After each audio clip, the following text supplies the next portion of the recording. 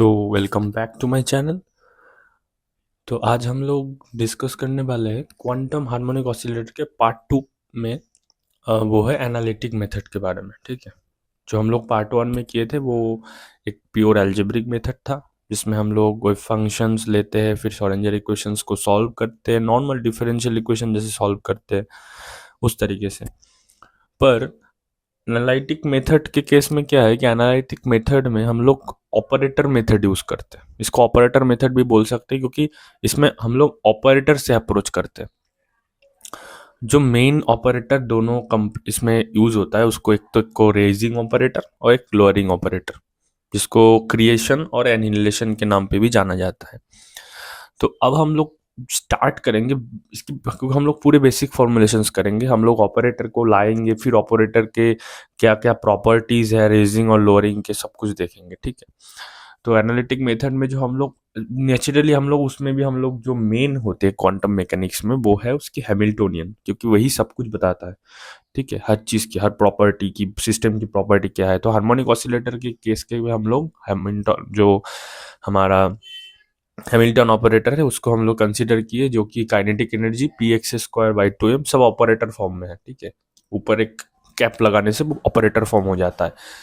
तो half plus half M omega square X cap square. ठीक है, अब हम लोग क्या करेंगे, इसको एच कैट ओमेगा से डिवाइड कर देंगे दोनों साइड में, और एच कैट ओमेगा से डिवाइड करने के बाद हम लोग को मिल जाएगा कुछ ऐसा, H cap by H cut omega equal to P X square by two M H cut omega plus half M omega square X square by H cut omega. ठीक है, अब इसको जब हम लोग इस फॉर्म में लाएंगे, जिसमें हम लोग इसको होल स्क्वायर फॉर्म में करेंगे, ये कुछ हद तक ऐसा दिखने लगेगा, A square plus B square. इसको हम लोग कैसे लिख सकते हैं, in terms of complex number A plus iota B into A minus iota B. ठीक है, तो उस फॉर्म में हम लोग लिख दिए, जहाँ पे ये वाले पार्ट को ए ले लिए और ये वाले पार्ट को बी ले लिए, सेम।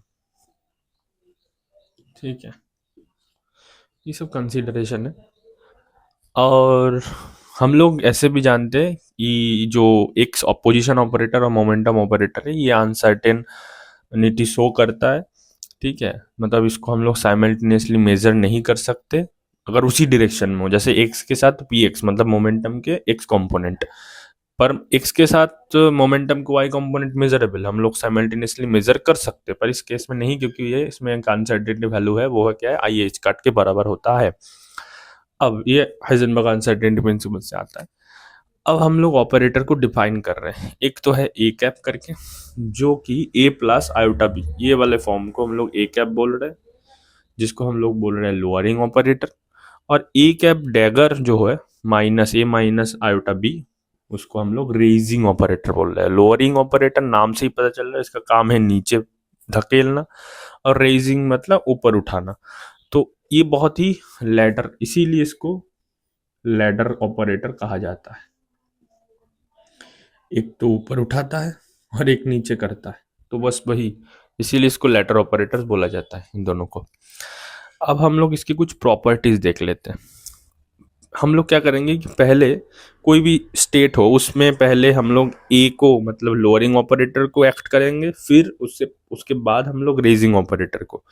तो कुछ हद तक उसकी ऑपरेटर फॉर्म दिखने लगेगा ऐसा, H cut by H cap by H cut omega minus half. ठीक है, जहाँ से हम लोग ये निकाल सकते हैं, जो हैमिल्टन ऑपरेटर है वो एच कट ओमेगा इंटू ए डैगर ए प्लस हाफ, ये इन terms of raising and lowering operator हम लोग को हैमिल्टोनियन मिल गया। ठीक है, अब सिमिलरली अगर हम लोग ए डैगर को, मतलब रेजिंग ऑपरेटर को पहले एक्ट करवाए और फिर लोअरिंग ऑपरेटर को एक्ट करवाए, तो उसकी फॉर्म कुछ हद तक कैसा हो जाएगा, H cap by H cut omega plus half. ठीक है, अब हम लोग जाएंगे अगले सीक्वेंस पे। ओके,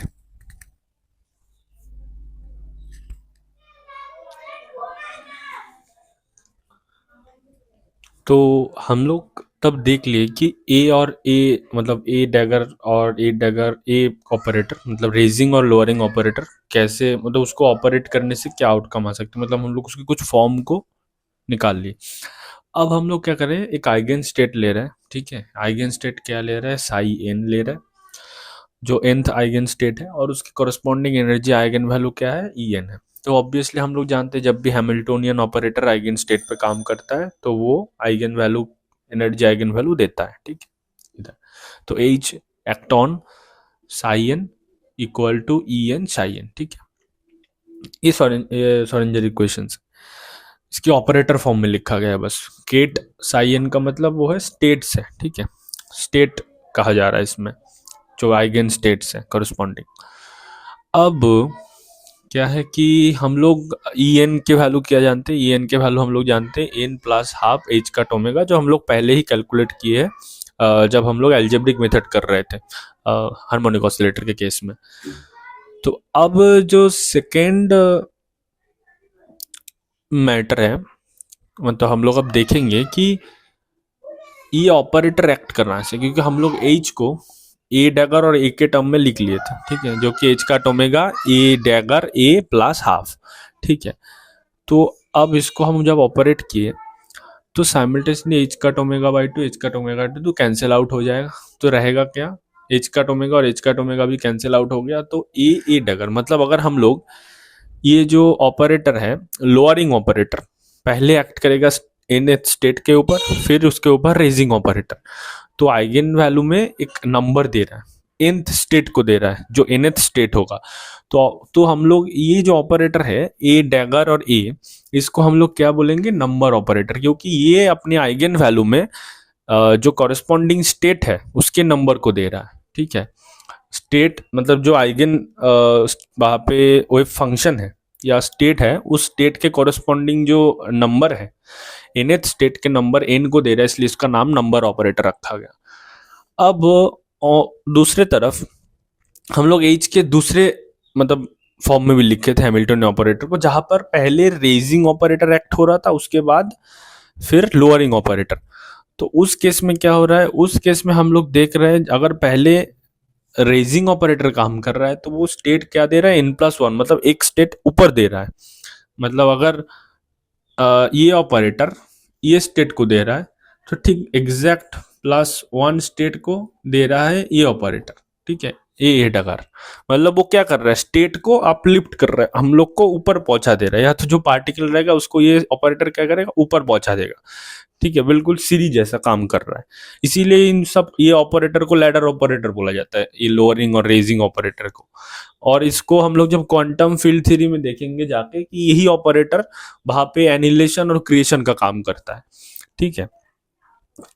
तो एनर्जी लेवल में इधर भी वही काम कर रहा है।